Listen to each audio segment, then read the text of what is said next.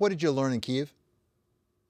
What I learned, David, is that the combination of some of the recent tactical military success that Ukraine has experienced in the Northeast, coupled with the fundamental brutality of the war and the war itself, has really hardened their position.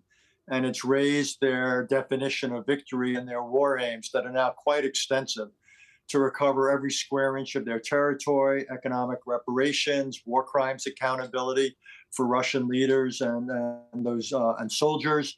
And as a result, the gap between what the Ukrainians are demanding and what the Russians are seeking, there's no overlap. There's an enormous gap.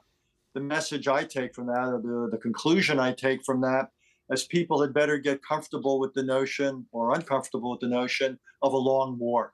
I simply don't see the prerequisites of any sort of diplomatic opening here. So I think the war is going to continue up to the winter, through the winter, and well beyond. Well, there's some irony in that for those of us who are amateurs at it, unlike you, Richard. I mean, you're a career diplomat. They say that these wars don't end except at the diplomatic table. What you're suggesting, I think, is the more success the Ukrainians have, the harder it is to get to an end.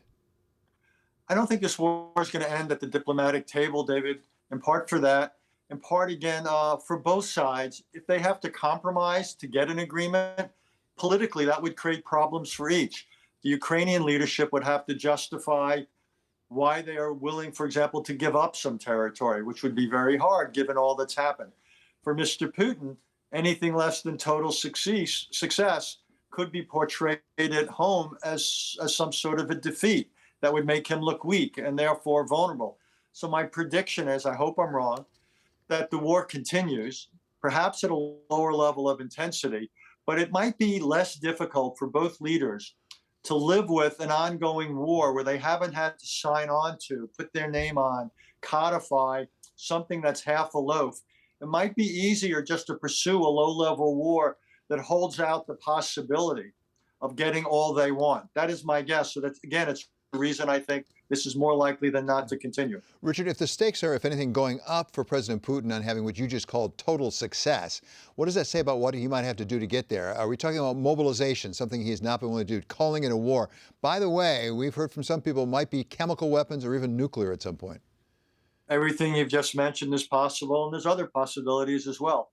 But I would think at some point, particularly if the battle comes to center, not on the Northeast, but say around Odessa or in Crimea more broadly, I would think that might be a basis for him to call for mobilization, to have broad conscription, because for a lot of Russians, that really represents something that's vital, that's important, and there might be domestic political support for doing that.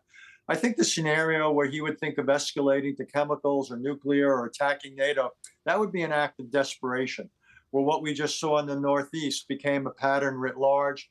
The Russian army was getting routed, it was collapsing, and Putin felt he had to do something awfully dramatic and risky in order to stop that, in order to get either the Ukrainians or the Europeans or the Americans to stop. And that's a possibility that he could think about escalating again to the unthinkable. And as a result, we had better think about now, what is it we say in order to deter him from going down that path? What warnings do we give? What preparations do we have to make so those warnings look credible? I don't think that's an immediate scenario, David, but it could be one down the road.